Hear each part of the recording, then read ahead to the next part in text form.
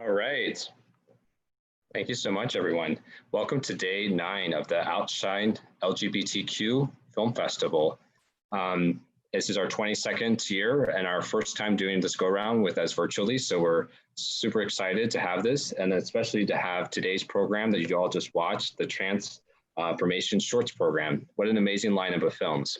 So we're gonna have a lot of fun. We've got several films here, but first let me go ahead and introduce my co-host, Ebony Rhodes, board secretary. I'm the board treasurer. We're both doing our best here on the board. Yes, I'm back here. We are. My name is Ebony Rhodes. As Chris said, I'm Outshine's board secretary, and I'm really excited to have this great conversation about the shorts program that we just saw. So before we do have a great community partner with us today. We have Morgan and Ashley Mayfair here from Trans Social, which is a trans-led organization serving our TLGBTQ+ community throughout the state of Florida. So we'd love to hear from you, Ashley and Morgan. Hey, how are you doing? Hello, everyone. We're with Trans Social. We provide services to the trans, gender nonconforming, and intersex community in Miami and throughout the state of Florida. We do name changes, medical referrals, virtual support groups, and TLGBTQ cultural sensitivity training. And we're really excited to be the community partners for Transformations. Awesome. Thank you. Thank you for being here. Okay. Great. So, oh, sorry, go. There we go. It's a great logo.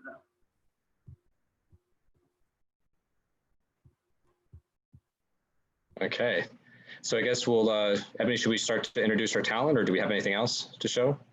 Yeah, no, I think we're ready to go. We have a great conversation going up. I know first, unfortunately, one of our filmmakers could not be here, so we have a great film intro for them for Butterflies in Berlin.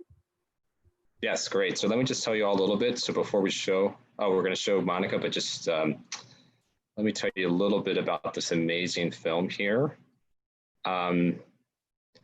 So those of you I know who have probably just watched it, but if you're watching the Q&As beforehand, I mean, it's an amazing film about the sort of interwar period in Germany, and about the story of Holocaust of gender identity together. Alex moves to Berlin in 1933 during the Weimar period Republic, looking to find his place and sexual identity. He becomes the first out-of-surgery transsexual in history. This happens just on the verge of Nazis coming to power. The story is this really amazing story of heroism, of saving others, as well as what happens for sexual freedom that gets repressed in the country at one of the worst times, but also the amazing story of hope. So let's go ahead and show the introduction from Monica Manganelli, who is the director. Hello everyone, greetings from Italy. I'm Monica Manganelli, director of Butterflies in Berlin. It's an animated documentary that for the first time absolutely in cinema talks about gender identity and Holocaust together. Film is set during the Weimar period, and the protagonist is the first transsexual woman in the history. For many years I did historical and iconographic research, and I discovered the history of Magnus Hirschfeld in Berlin and of my protagonist, which the real name is Rudolf Richter, which became Dora, and in the film is Alex Alexandra. I used the techniques of animation because in this way I had the opportunity to be visionary and at the same time to reach even wider a young audience. I hope you appreciate it. Bye bye. Great. And do we have a preview of the film, I think, or are we just moving on, Ebony? Yeah, I think that was great. Unfortunately, she couldn't be here today with us, but we are excited. We do have C'est Tatiana pour se connecter. 7, ancrage 7. Oh, I think we have Tatiana probably from our last film. I'm not sure. Yeah, Tatiana, so we're just going to take 1 minute here. Tatiana, are you joining us from the Krishna and Ombwiri film? Yes, hi, hello. Hi, very good. Very welcome to having you here. So we're going to do some introductions. I guess since you're here, we'll kind of do things a little out of order. Tatiana, is there anyone else from the film joining? We just went live, so great and welcome to. Thank you very much. Am I late? No worries at all. We're getting started. We were right at the beginning, so we're actually live and going through with the show. So we're going to do first, and this is for our audience as well. We're going to introduce everyone, and then we're going to go one by one with the film. So Tatiana, is there anyone else from the film joining, or will it just be you today? Yes. No. There's someone else, and I have just to transfer the Zoom. Okay. Perfect. It will take a few seconds, sorry. Okay, no problem. Take your time, Tatiana. We're going to introduce everyone else, and then we'll come back to you in a second to introduce who else is with you. Sure. Sound good? Awesome. Yeah, we're so happy you're here, and so this is going to make a huge difference for us. So great. We have an amazing lineup today, right, Ebony? So let's go ahead and dive into who some of our talent here is here. So from making Samantha, we've got both director T. Cooper as well as the subject Samantha Williams. T and Samantha, can you please come into the Zoom and wave and say hi? Hello.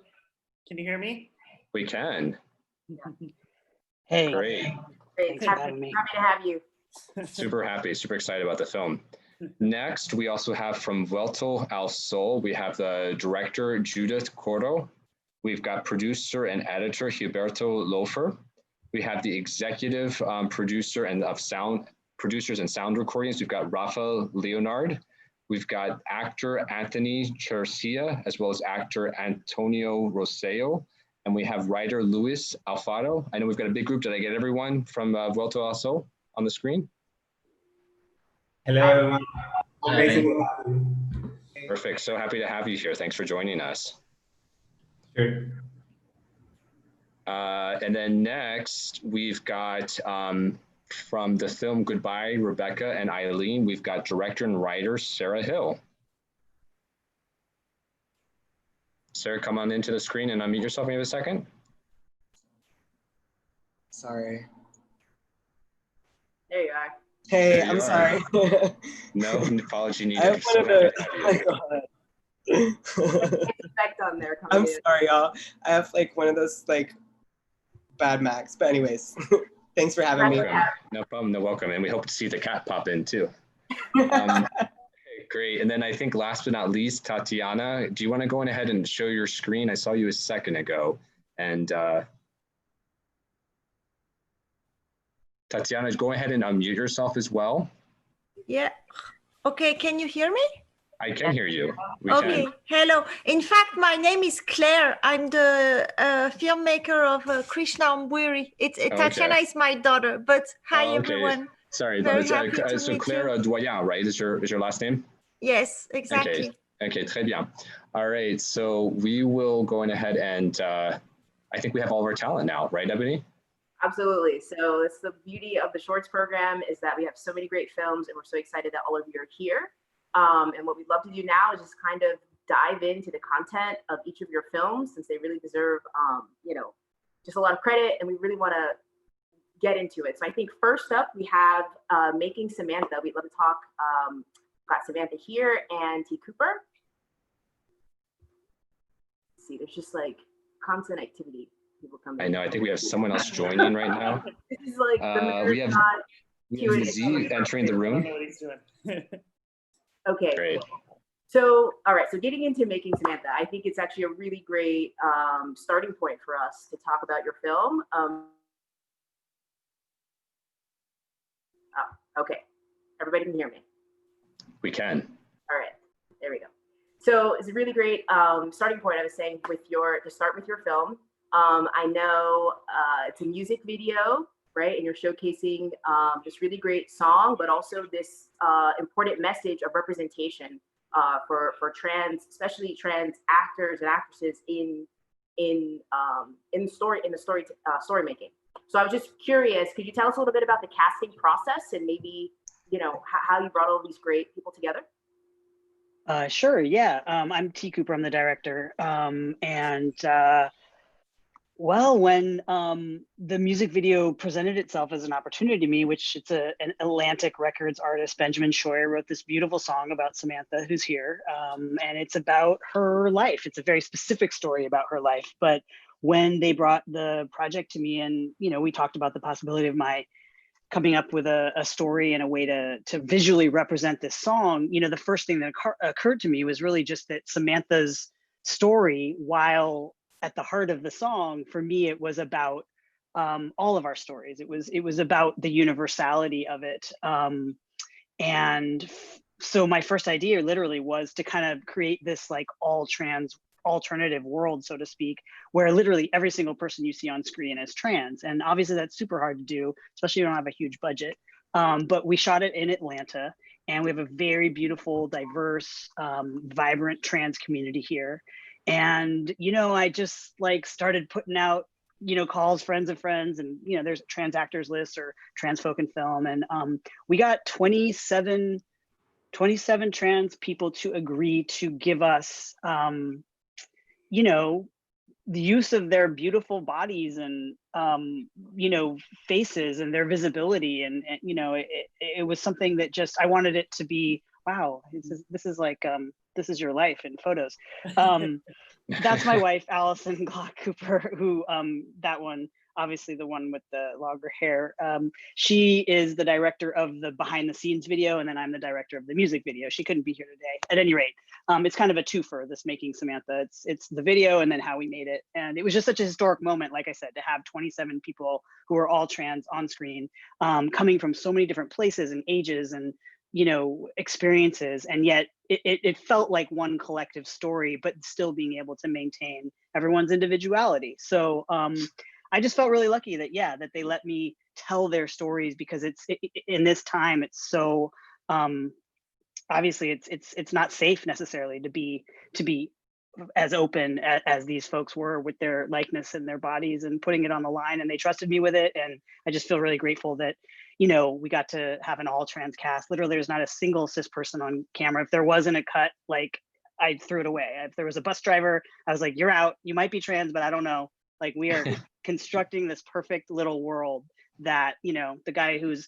walking down the street with his girlfriend, they all happen to be trans. The mailman happens to be trans. You know, it was just kind of a fun, like, upside down world that was just beautiful and perfect. And anyway, the casting process was really magical. That's beautiful. And I love that you're talking about the universality of the message and the story, and kind of this interplay with the music video and the making of it. So then going for Samantha, I was curious, what is your relationship with the musician, Benjamin, I think is his name, and just so in terms of it being also uniquely your individual story, how did that kind of come about? So Benjamin Scheuer was but at the time he was living in the West Village. He's a West Village songwriter and a customer at the coffee shop I worked at in the West Village, that being in New York City, for those who might for some reason not know that.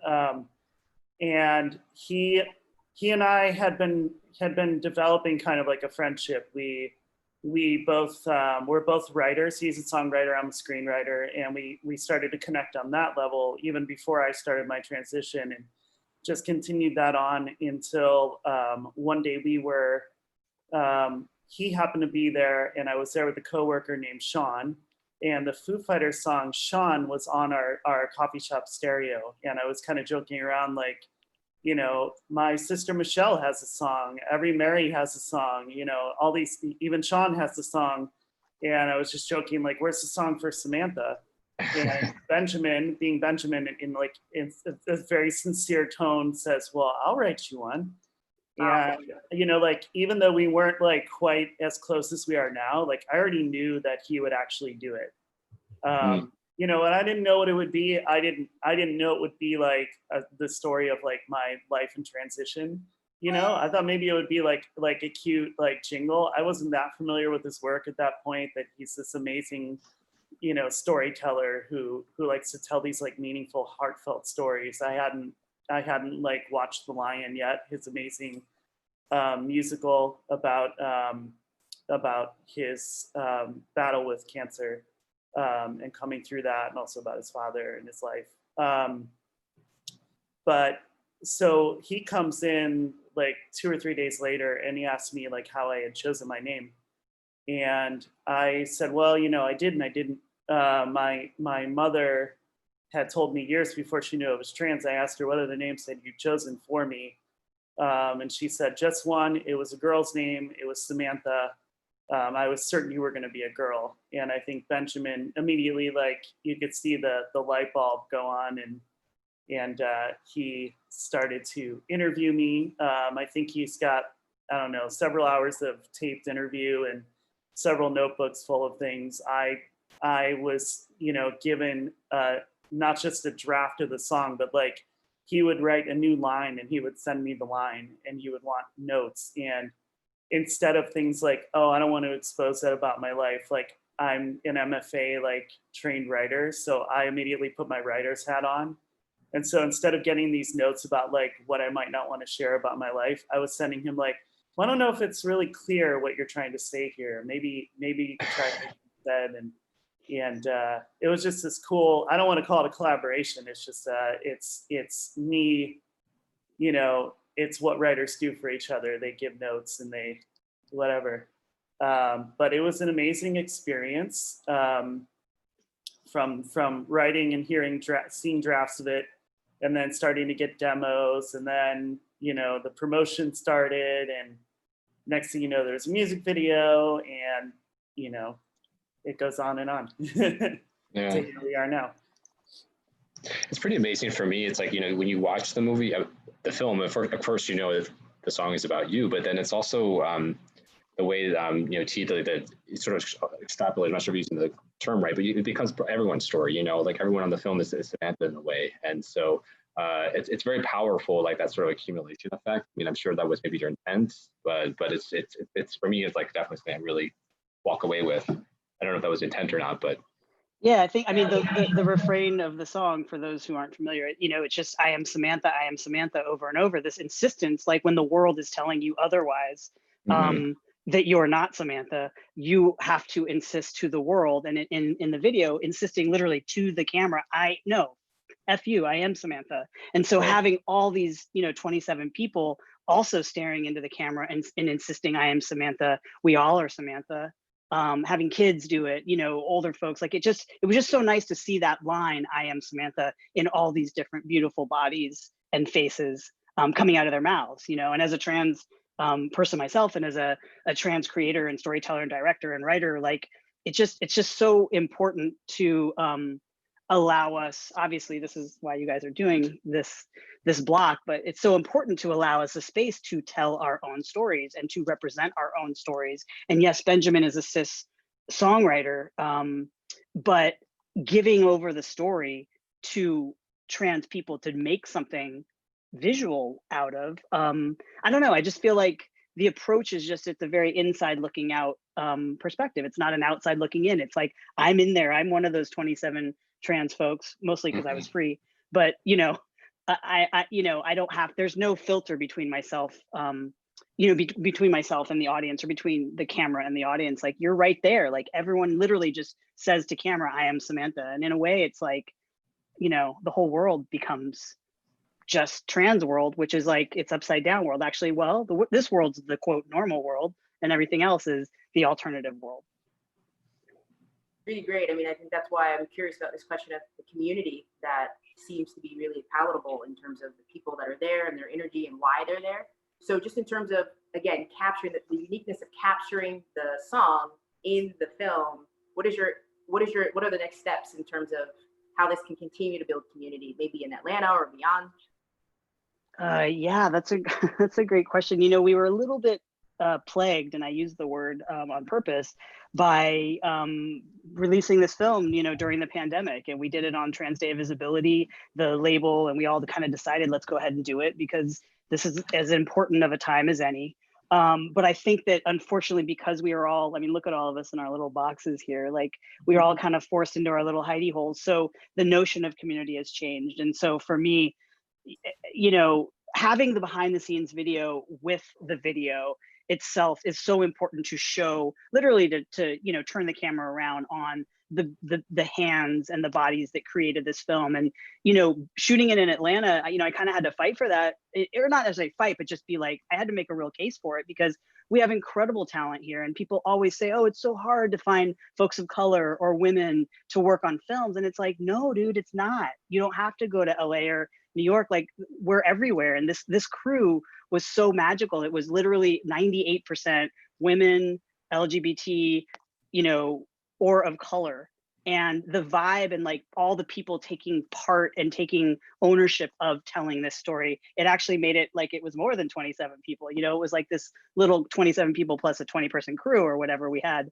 And so, yeah, I hope that that's infectious. I hope that the community building of it, especially in the context of Corona, is, oh, wow, like give us these projects, let us tell our stories, and give people the experience and the hands-on experience to learn how to actually make things, because then you go on to be empowered to make more things. Like, so for me, I hope that you see the set and you go, wow, like it's not easy to find diverse voices and diverse actual skills behind the camera and in front of the camera. It's like, you know, to me, that's incredibly hopeful. And when things open up again and it can be safe, I hope that we can continue that.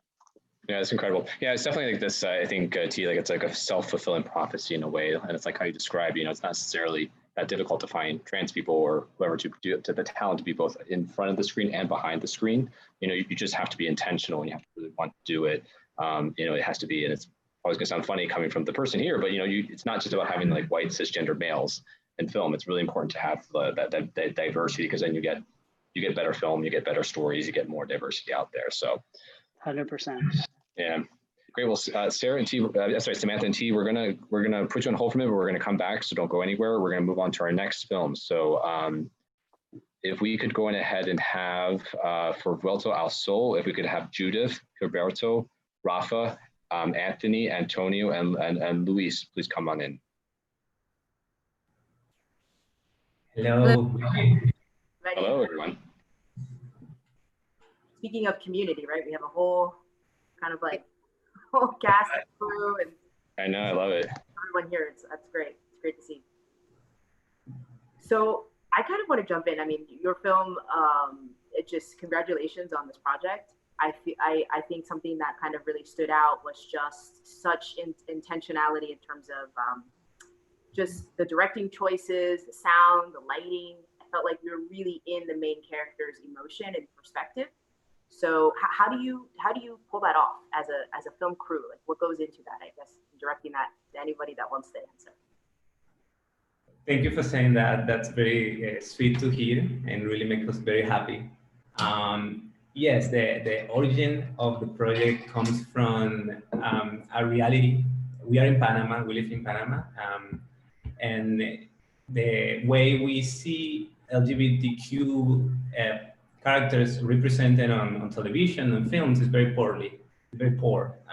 And so one day we went to the films and we saw a movie that was really fearful, had a lot of red flags everywhere. And we said, okay, we are this young group of creative people. We come from different places. Why don't we do that representation that we want? Why don't we show the image that we see from ourselves in the screen? And I remember I was there with Judith, and she looked at me like, okay, let's do it. Why not? So we went out and we did this workshop with a group of script writers and people from the LGBT community. And we promised, okay, from this workshop, we're going to choose one story, and that story we're going to produce into a short film.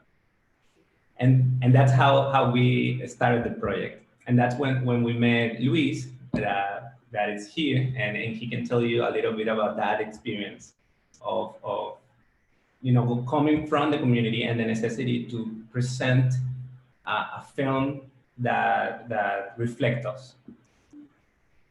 Yeah, so but at that time I was working with Anthony casually on this project to help the trans community here in Panama. And so when I was a part of the workshop, I really thought that, you know, we do not have enough trans stories out there. And we really wanted to get start a conversation surrounding, you know, the trans community, but we wanted to make it as truthful as possible. You know, we really wanted to make sure that we really made a really good representation of the whole process that a trans person goes to. And initially the story was completely different. But as we wrote the script for the story grew, and we grew with it, and we realized that there were a lot more things that we really wanted to focus on so that we could, you know, amplify the message, like making it in a family context. You know, it's a very part of our like Latino culture, you know, gathering with the entire family for a person's birthday. And you know, with the input of Gilberto and Judith, like we wrote the script together, and we realized that that was the perfect setting, you know, to get it out there, but not focus only, you know, on the coming out process, but what happens next, which is you know, I would say a complicated emotional journey, and hence those decisions regarding, you know, showing the emotions in a particular way, so we could really get in there and like really experience with the character the feeling that he was experiencing at the moment, because we can see Cesar and his love for his family, but also the love he has for himself. And it's just a huge journey that he goes, and, you know, the audience and, well, us as the cast and crew working on it, we really went through that journey together. And it was really beautiful to experience, and it was a great experience overall. It's great. I'll jump in here. I mean, could anyone talk a little bit, maybe just about the title? How did you come with the title for the, and I kind of know the translation, but can you do the translation to English for our audience, and then just tell us how you came about that? Well, the name Vuelta el Sol is actually an expression that we use in Spanish for, not like widely used, but it basically means when the earth has made like a one turn around the sun, and it means something that we say when it's somebody's birthday. So basically that's the reason why we named it like that, because for us it was also not only about Cesar's birthday, but the contrast between all these birthdays that he'd had before, because we can see a little bit of when he was little, and we see a little bit of a flashback on another birthday of his. And in this way, we can see the contrast on his own development as a trans man, and how beautiful he comes about his own identity. Great. I think that's perfect segue for, so Anthony and Antonio, you're both actors in the film. So maybe could you speak to what influences you brought to the characters? But in my case, what I represent in the short film would be the allies. It's the, let's say, the confused ally that really has the spirit of wanting to help film my brother, but not knowing how to do that.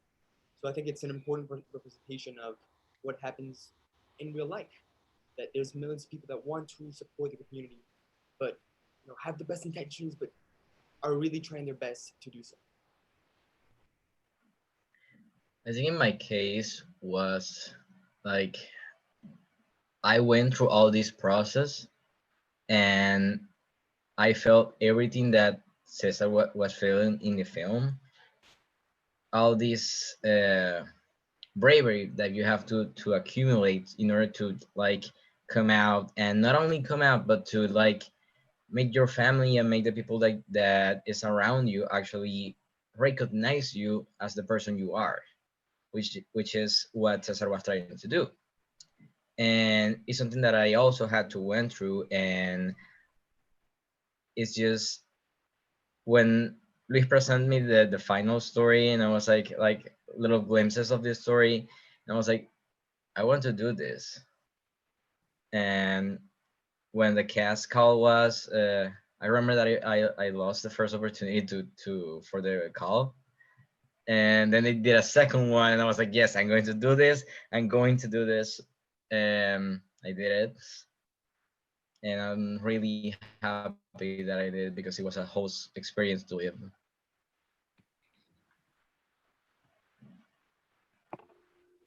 That's great.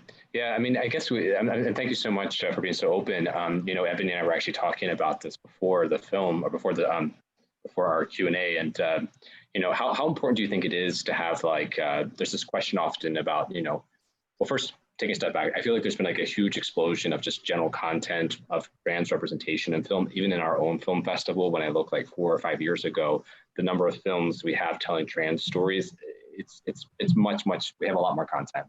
My question is like, how important do you think it is? And we hear this question a lot about having actual trans actors playing the roles. Like, how important do you think that is? And like, what do you think is like that role and to make things better? I think it's really important because you need someone that can actually, like the public can actually relate to, and someone that represents a character that the people will think, oh, this person actually get it. Like this person can actually feel what the character is feeling. And is also a figure for all the other trans people in the audience that is going to be like, yes, this is a person that I can identify with too.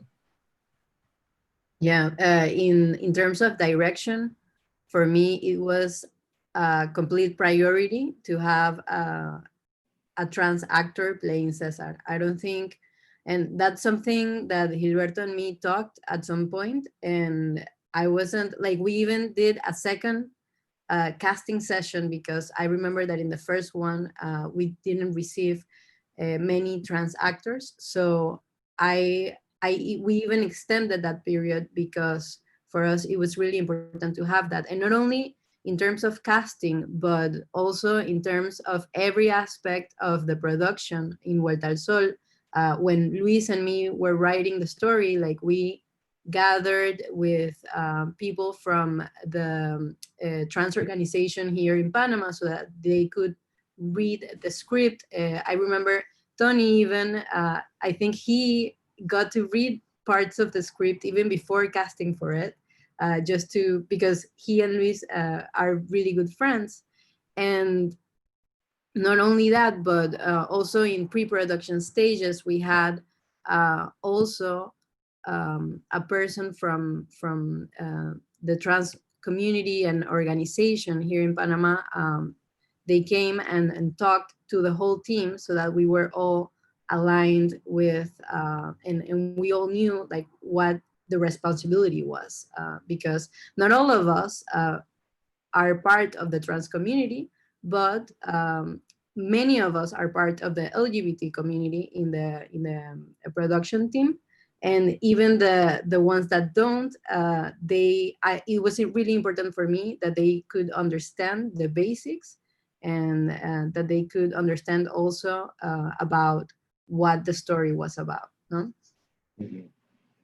I really love that because it really showed the compromise and the commitment that all the crew was feeling for the film. Like there was really an interesting to understand all the trans perspective of life and the whole issue that was about the film. I love that. I feel like it's just echoing what was said with by Samantha and T earlier, that it's an insistence on making sure that you have representation, that you have the authenticity in the actors, and finding the trans actors to play those roles. So I love that. I applaud that. I love that message, that it's just about being intentional about making it happen, and then you can find that great talent. So thank you so much to all of you. We're going to move on to the next film, but hang tight to the end where we wrap up. So for our next film, we have the writer and director Sarah Hill of Goodbye, Rebecca and Eileen. Hi, thank you for having me. I'm happy to be here. Absolutely. So we're happy to have you. So your film, I feel like, just is such an interesting, artful, creative portrayal of this story. So please tell us, I took note of, I think in the beginning, there was a comment about kind of anger or tension kind of being present in your retelling of the story. And that was just so beautifully kind of played throughout. So can you tell us kind of a little bit about how you started making this film? Sure. I feel like I'm like an accidental filmmaker, if that makes sense. Like I went to art school, so that's like my focus. But so I guess I like in that way, like I view like each scene as like a painting almost, like or like a moment in time. But I do take like a lot of my cues from fiction and like novels. So Rebecca and Eileen actually comes from Ottessa Moshuk's book, Eileen, and then she writes about Rebecca in that book, which is a direct reference to Dame Daphne's Rebecca, which is like Hitchcock's Rebecca, but was actually written like by a woman, which like I didn't even know. So, and I'm also like looking at Margaret Wise Brown, who is also like, she was a bisexual, so I'll use that word, and that's how she identified at the time. But I'm also like interested in sort of that play like on childhood as well. But the whole thing is like, then for me, like almost like taking cues from fiction in that way. And it's sort of about my journey with top surgery. Yeah, and I love that, like what you said. I think that's what kind of comes across. You're saying that your background kind of wasn't traditionally film. And so you're pulling from fiction. Are there any other artistic influences that kind of inform your filmmaking process? I mean, yeah, like there's a bunch I could go on. I feel like Flaming Creatures. I like Mara Deren, like sort of like all of the typical. But I think like, I don't know, like I didn't actually set out to like make a video about surgery. I was just so because I've been binding for like 7 years, and I was like, I haven't had surgery, and like I was just like really like, I'm just gonna make a video about like not having surgery. Because I was like fed up, but then like I actually got like my healthcare to cover it, so like that was pretty cool. So then it was like really strange that it all sort of like began to happen like in the process of like making this film. So wow, that's interesting. Yeah, no, I love it. I mean, it was weird, yeah. I mean, I think I told, I mean, I watched the film like at least 3 times. I feel like I could watch it 3 or 4 more times and still each time pick up on something different. But I just was really struck by the use of puppetry, and it just, I mean, it's beautiful, but at the same time, it makes it, I don't know, it has this feeling of like empathy very much. I think it makes it the story that helps to sort of tell your story in a way that's really unique. And just kind of talk us a little bit about kind of what your intention was with using the puppets in like the very various forms. Absolutely, and I've like used puppets before, and I think it's almost a way to deliver information that is like more palatable for people. And I feel like if you make it humorous, sometimes like I think people can be more receptive to it. But especially with like Goodbye Rebecca and Eileen, the puppet like becomes me physically, and then like sometimes will like morph into like me as a paper doll. So I think those transitions are kind of like, they're interesting for me just as like a viewer in general. But yeah, I guess, does that make sense, or I don't know? Yeah, no, for sure. I mean, I was actually going to say the same thing. And sometimes it makes it, you know, part of coming out is always about, and I think it was, I don't know if it's Judith or it was with Antonio in the previous film said, you know, it's so much of it's about making the other people, for lack of a better term, comfortable, or we're just trying to tell them so they can understand it. And so it's like, you know, if you having that tool, that vehicle to just tell your story in a way that makes it easier for you. I mean, it's or absolutely. And using humor.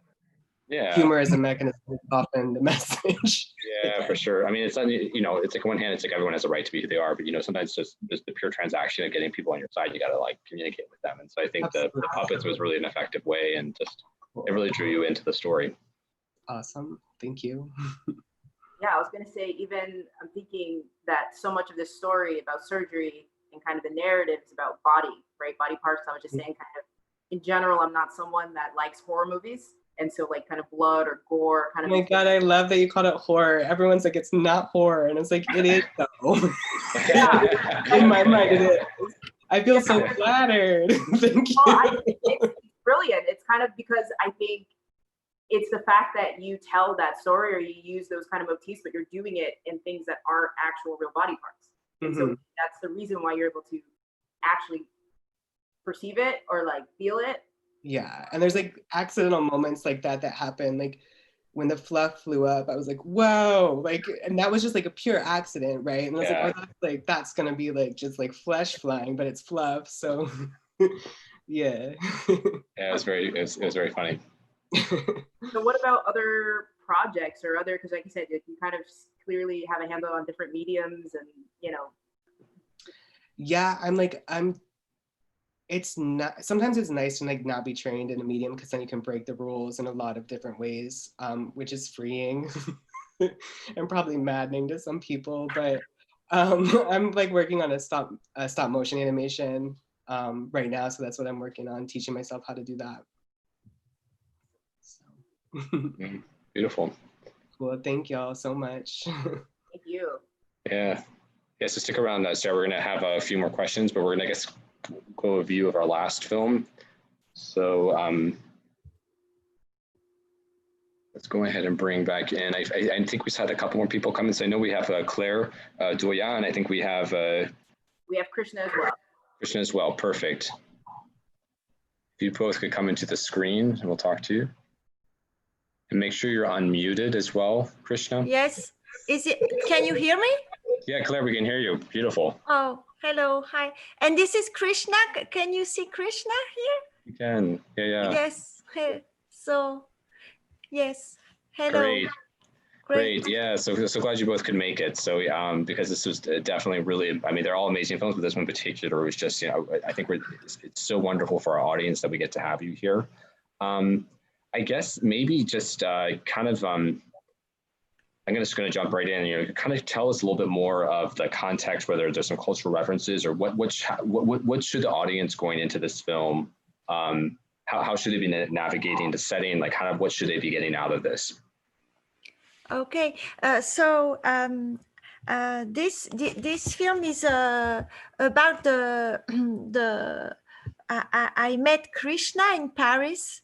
And when I met her, I was just coming back from Gabon, which is the equatorial country in Africa. And because I'm working on a feature film that will be on the river. There's a very big river in Gabon called Ogoué. And among this river, there's a lot of animist tradition about mermaids. And so I'm working on that with a feature film that is at the beginning of the century with French missionaries trying to convert some people from the river to Christianity. So I went to Gabon to work on this, and I found all those stories about mermaids, and they really fascinated me. And then when I came back to Paris, totally accidentally, I met Chrishna. And Chrishna, I thought she was so beautiful when I met her. And she just came from the same village where I'm going to shoot the film. But it was total accident. And she told me her life. And I thought her life was so extraordinary because in the film, it's only really 1% of what happened to her in the village near the river. And so I told her, why don't we make a film together? Because your story is so incredible. And she said, okay, but I don't want, you cannot film me. I don't want to be filmed. That's why now there is some pictures of beautiful Chrishna, but in the film, she doesn't want to appear. Chrishna, je te donne la parole juste après. I just tell her I will. Je te donne la parole et je traduis après. And because she doesn't speak English, so I just gonna translate after 1 second, and she will say something and I will translate for you. And so she asked me not to film her. So I thought, my God, how can I make a film without filming her? And she's so beautiful. The only thing I want to do is film her. And I went to, when she had hormonal treatment, I went to the doctor with her. And so I saw her like nuded with the doctor, and I had my camera, and wanted so much to film her, but she said, okay, you can film me, but it's not going to be in the film. So I was very frustrated. And then but she told me that the importance for her was the message. It's not at all to see her body. And it was really the story that she would love to share with us, but not to focus on her face and how her face is feminine or not, or all those questions, but really her story. So that's about it. Chrishna, j'étais juste en train de raconter ton histoire et j'ai dit que je te présentais et tu peux... Oui. Voilà. So I just say to Chrishna if she wants to present herself, because Chrishna, tu peux dire quelque chose et je traduis. Bon, voilà, je m'appelle Krishna, d'origine gabonaise. Bon, et voilà, je suis une personne en transition. Et je suis heureuse d'être ici avec vous ce soir. She says she's really happy to be here tonight and very honored, and she's a person in transition. Merci d'être venu, Krishna. On est bien content de vous voir ce soir. Wow, you speak French. Yeah, un peu. Good. Well, thanks so much for being here as well. Yeah, I'd love to, I mean, I started to cut you off. I don't know if you had another question, but I mean, it seems like it's like a 14-minute film, yet there's these huge moments and this huge like shift you see happening from like, I guess the beginnings, which seem to be almost like these very small, but very micro, but very violent episodes. Like, you know, there's a moment like that, even showing the moment of the birth to the moment, I think like she almost gets drowned by a relative. But then the transition to the second half is like more peaceful. But I don't know, for me initially, I thought these protagonists were maybe, or these people, like antagonists rather, were maybe male at the beginning. And then it's like, you see like more peace just coming as more these interactions with more female characters. I don't know if I got that at all right or not, but is that anything closer? Is that where you're trying to get at, or? Il dit qu'il a l'impression qu'au début de ta vie, tout le rejet qu'il y a eu et les choses très difficiles dans ta vie, c'est surtout venu de la part des hommes. Et qu'après, dans ton histoire, tu as été plus accompagnée par des femmes et que là, ça avait l'air plus facile. C'est ça ou pas? Oui, effectivement. Okay. Et effectivement, ça, dans la société, quand on est une personne androgyne et de surcroît intersexe, on a tendance à être marginalisé par la société, par le côté masculin en fait. Donc, on n'est pas considéré du tout. On est, à la limite, on a un refuge auprès des femmes, tout simplement. When you are intersex, je traduis juste. When you are intersex person, the tendency is that the male are going to be rejecting, and the female are going to be more like a refuge.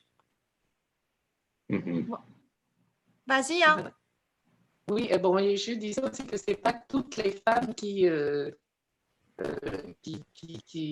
acceptaient d'être de notre côté, hein. Voilà, dans la société là où j'ai grandi, c'était quelques personnes, mais pas toutes les femmes en tout cas. So she's saying that it's not just because they're women doesn't necessarily mean they're on her side, right? Yeah, exactly. Yeah, that's interesting. Yeah, I mean, it sounds like even like the relationship with the mother was contentious, and even from the beginning. Interesting.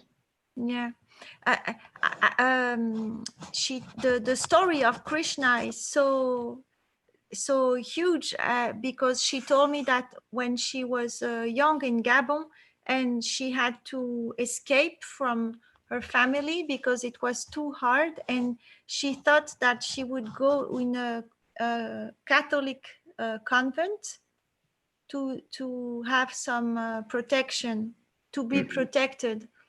But then she told me that when she arrived in the convent, it was even worse because the priests there were very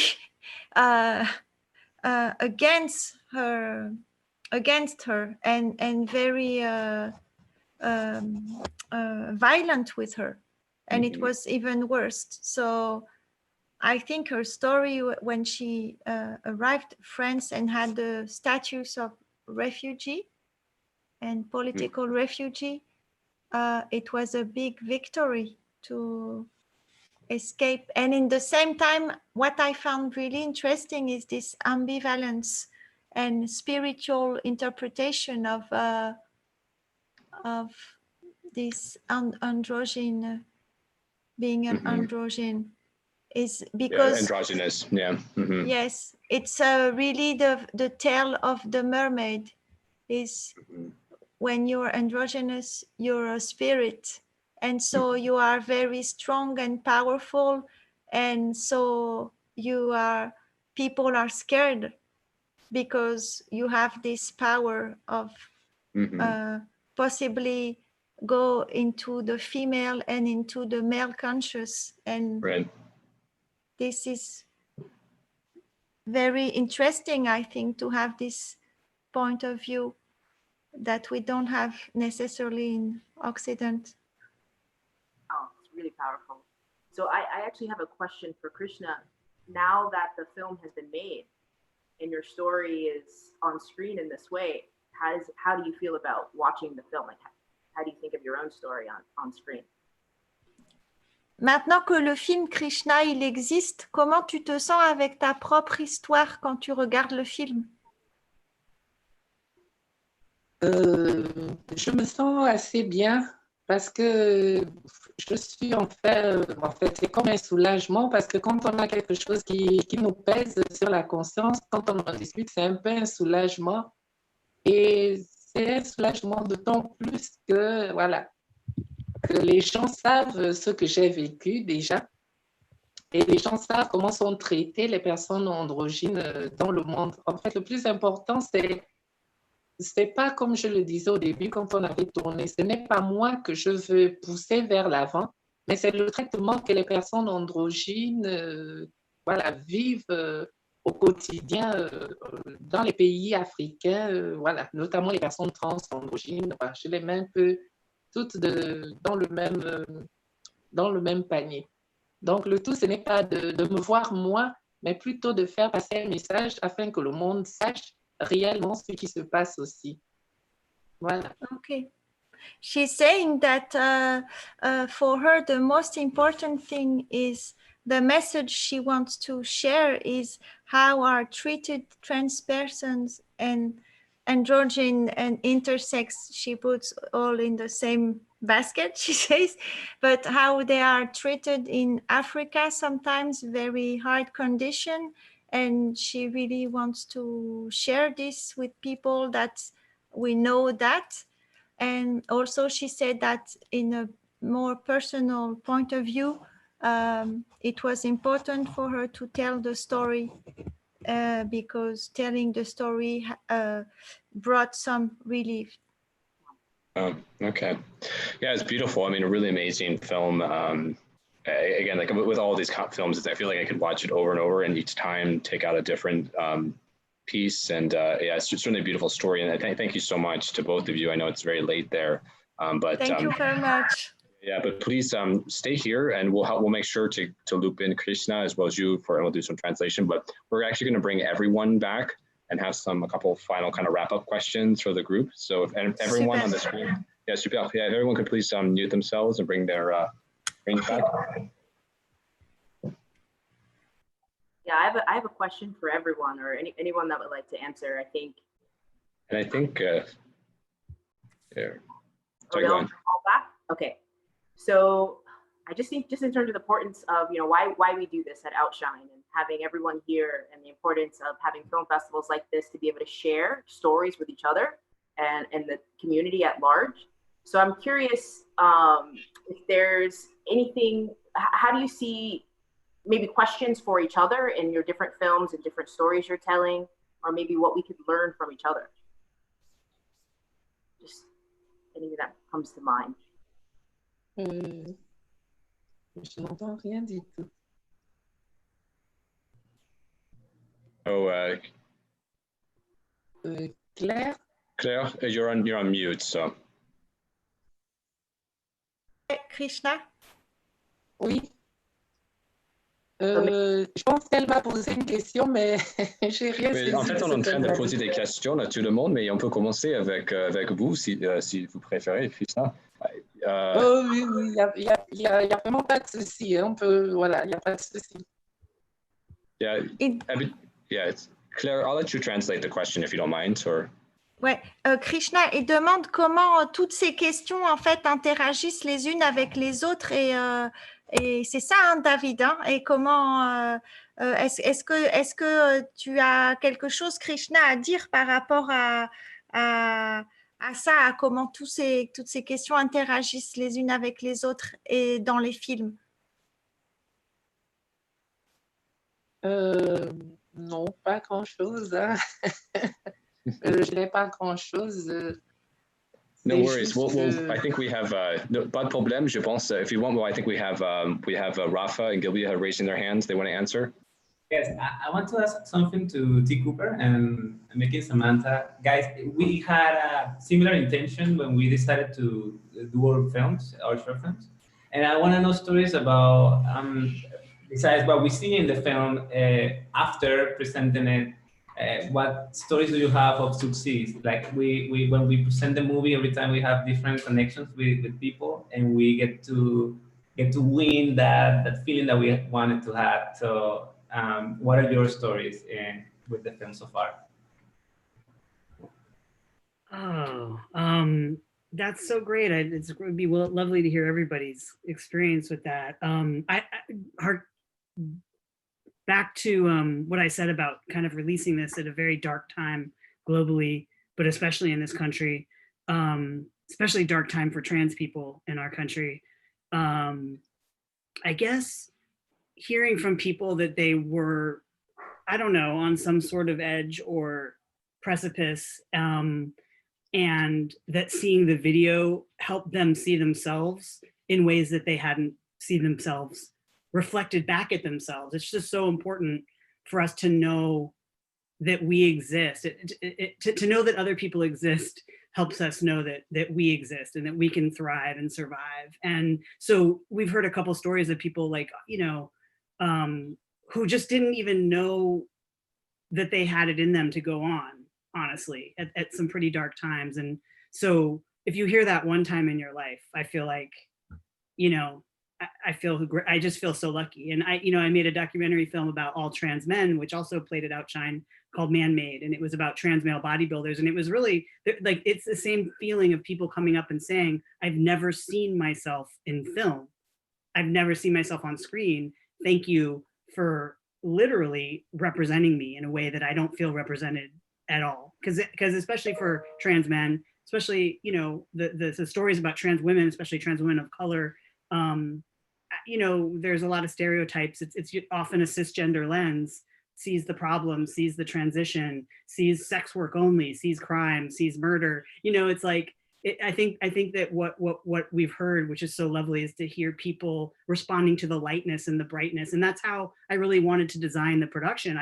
Visually, I wanted it to be beautiful. We shot it on a beautiful Venice camera. I just wanted it to be like, just bright and unassailable. And I just wanted it for you to jump in there and for just 3 minutes, just feel like, you know what, everything's gonna be okay. You know, like maybe I don't have safe housing and employment and medicine and all that stuff. But just for these 3 minutes, like there's hope. And I think hearing people respond to that has been, I just feel so grateful because that's something I set out to do. And when you set out to do something like that, you just don't know if you're ever gonna do it. So thank you for asking that. I really appreciate it. I'm sure you have similar stories, which I'd love to hear. Yes, absolutely. I see ourselves reflected in your story. And when I was watching making Samantha, I felt that energy. At the end of our film, when we pull out the cake and it's like, hello, this is your name and your birthday. It's that shine moment that's full of light even in a very moody room, the way that we designed this situation, there's shine, there's light. So yeah, I have a very particular story. I was presenting the film in a very raw version. because we wanted some, even after editing, I was like not very sure about the edit. So I went with the whole crew and the friends, and I started to present the making like a work in progress version. And it wasn't finished. It didn't have color or music, but there was the dad of Tony, the leading actor. And the movie ended, and the guy stood up and he hugged Tony so deep. And I was in the back in the shadows beside the computer, just like thinking about, you know, the edit and the notes and stuff. And then just look up and saw that little moment, like they hugging. And I felt that hope. And I said, like, okay, this is how we win. And everything else after this, the movie is not even done yet. So anything else after this is just more, like, it's just plus, and plus. So yeah, one of the questions that we also get a lot is, where do I go from here? Like, of course, that we have these shine moments and what doors open. So do you have any path that you want to follow after making Samantha, or did you already found it? That's a great question. I mean, it's just so hard to take us out of the context that we're in right now and how hard it is literally just to create things right now when we can't like touch each other and hold equipment and share equipment and put mics on people or put makeup and hair, you know. I work in mainstream television as well. Like I'm a producer and a writer on a show for NBC right now called The Blacklist. And so we're literally in the middle of like breaking a whole season and writing an episode of something that like we don't even know when we can start shooting yet.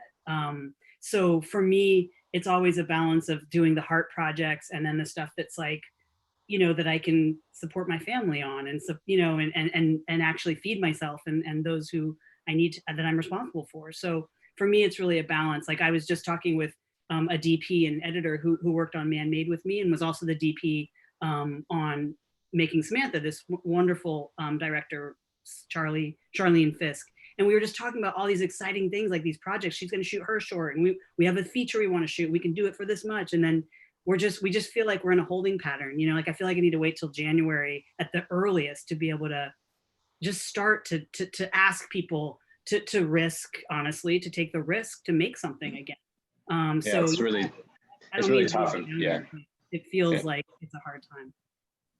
Yeah, I'd love to jump in actually to have a question for Chrishna, Claire, as well as for Sarah. But first, I just realized our community partner is still on the line, so I'm so happy you're here. And just, you know, Ashley, Morgan, do you guys have any feedback, any thoughts that you want to, any reactions you'd like to share with us, the films or the question and answers? Well, I'm not trans, but what I can see. Oh, no, Claire, just 1 second. I was actually asking. Oh, sorry. Ashley. Okay, I'm sorry. Yeah, it's okay. Claire, Ashley, and Morgan, I don't know if you want to unmute yourselves. Do you have any feedback, anything you'd love to share with us? Sure. It's been awesome to hear from all of y'all. This is really cool.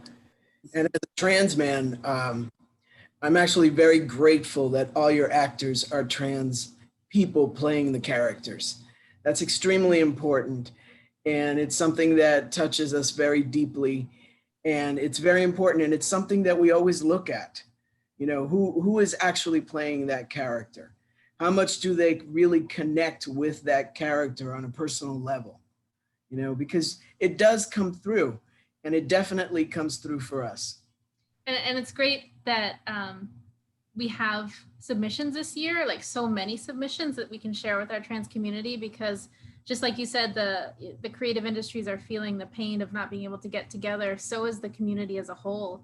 Our support groups are usually in person, and now they're all virtual, and people who can't get together. So having this festival and having them feel represented in the festival has been really awesome. That's great. It's actually a perfect segue to my question for Sarah and the others. But so, you know, what do you think in particular, like, it's a two-part question. So how would you describe the general trend of transgender representation in film right now? What's still needed? And how can festivals such as ours kind of help further that cause? And maybe I'll have Sarah answer that first, and then Claire and Chrishna, if you want to take that on. Sure. I think that, like, can you hear me? Yeah, you're good. I feel like I've yet to see like a non-binary trans feminine person in like mainstream anything. Like, so that would be like something that's like missing, right? Like I can't really even think of like one person that's like that. That would be really cool to see, I think. And I think there's always more representation is better, right? And I think that like as soon as we start seeing and normalizing trans identities, like that will stop like the killing of Black trans women. Like we just need to normalize it. We need to have Black trans women on screen. Right. Yeah, great. And Claire, Yes. Krishna, do you want me to repeat the question or do you want to? No, I'm just want to say I'm not trans, but what I can see is even if it's very hard, the context, political and social world context is really tough. I teach in film school, and what I can see is more and more students are trans, and each year I can feel that a lot of young people now can affirm more who they are and affirm it really strongly. And what I can see is there's more and more films about that. I'm really speaking about the young generation, like 20, 22 years old. And so just wanted to say that it is moving so fast in the same time, this question. So, Krishna, je ne sais pas si tu veux dire quelque chose sur le fait que, sur la représentation de la communauté trans au cinéma ou dans la vie. Tu veux dire quelque chose là-dessus? Mais aussi la représentation dans des festivals aussi, comme ce que nous avons fait ici. L'importance de ce qu'on fait dans les festivals de films. Ça y est, je peux parler. Vas-y. Par rapport à la présentation des personnes trans dans le cinéma, bon, d'après ce que j'ai vu, c'est un peu des représentations qui caricaturent un peu les personnes trans en fait. C'est des représentations qui ne reflètent pas en vrai la vraie vie d'une personne trans, et surtout que ces personnes sont plutôt jouées par des personnes cisgenres. Je trouve que la place des personnes trans n'est pas encore assez visuelle au niveau du cinéma, quoi. Donc, voilà, c'est ce que moi je pense et c'est ce que je constate. She says that in the mainstream cinema, in the mainstream films, she thinks that the representation of trans people is very caricatural and binary, and so c'est ça. Yeah. Great. Well, thank you so much to everyone for being here and having this conversation. I know that's one positive, at least we've seen from the festival during such a difficult time with COVID, is that we've had more filmmakers than ever be able to come together like this and have conversations. So we really appreciate your time and the fact that you're out there making this great work that needs to be done. So thank you so much again. One more time for our great Transformation Shorts program. We had Making Samantha, Vuelta el Sol, Goodbye, Rebecca and Eileen, Krishna Ombwiri, and Butterflies in Berlin. So thank you, everyone. We're going to close with just one more flyer that shows all these great films because it's still open for those of you who have not seen the Shorts program. You need to go and check it out. It's great. And with that, we will close. Everybody have a great evening. Good night. Switch over, and we're going to take a picture. So everyone stick on for a picture. Thank you very much. Guys, stick on for a picture, though, please. Good call, Chris. See, and that's my dog. There's pets always around. All right, so I think. All right, so everybody, let's do love. So everybody put your hearts up, put your hearts up. Hearts to the camera, show some love. All right, ready, and 1, 2, 3. All right, and let's do a thumbs up or a wave. Thumbs up or a wave. All right, ready, and 1, 2, 3. And because it's Saturday and we're going crazy, give us a crazy face or a silly face or stick your tongue out. No one's gonna judge here. It's a no judgment zone. Ready, and 1, 2, 3. Such beautiful faces. Beautiful. Thank you guys, thank you. Awesome. And thank you to Trans Social for being here. We really, really, And really Trans Social, yes, thank you so much. Mwah. Big love to all you. Thanks so much. Thank you so much. All right, thank you, everyone. Thanks, Ebony, for being an awesome co-host. Thank you, Chris, for being. Bye. Bye, guys. Bye. Thank you so Bye. much. Bye. Good night.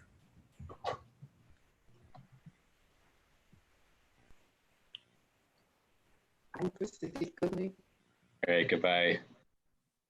Au revoir. Goodbye.